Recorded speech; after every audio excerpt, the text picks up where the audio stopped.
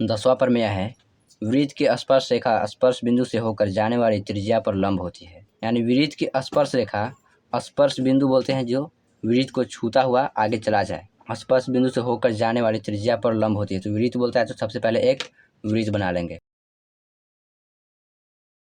एक वृत्त बन गया और अब एक वृत्त की स्पर्श रेखा बना देते हैं। स्पर्श रेखा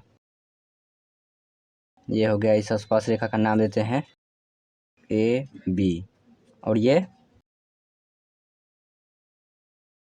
हो गया केंद्र ओ और ये त्रिज्या का नाम देते हैं ओ पी। हो गया ये ओ पी। अब इस वृत्त के बारे में विशेष प्रतिज्ञा में लिख देते हैं।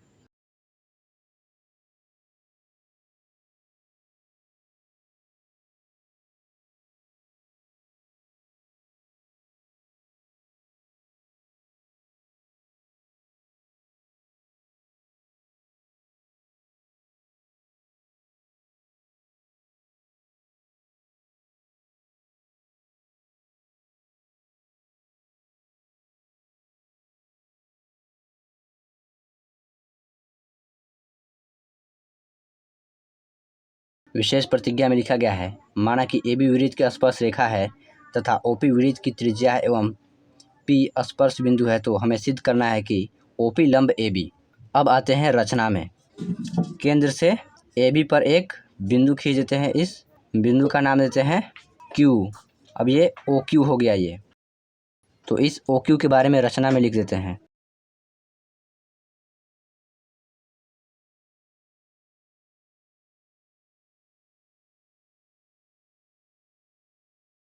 ए बी पर एक बिंदु क्यू लिया तथा ओ को क्यू से मिला दिया। अब कुछ उपपत्ति में लिख देते हैं।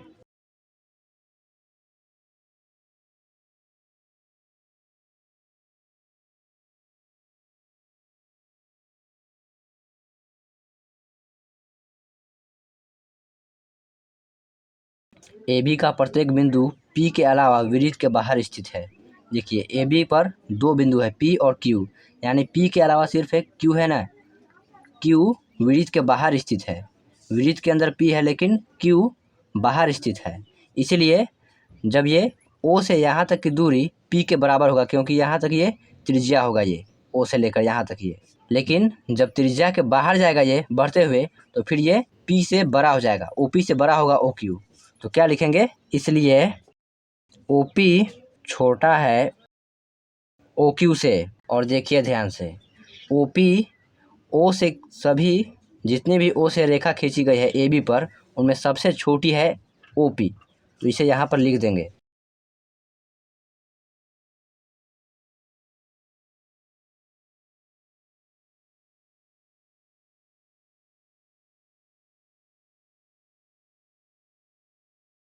इसलिए ओ पी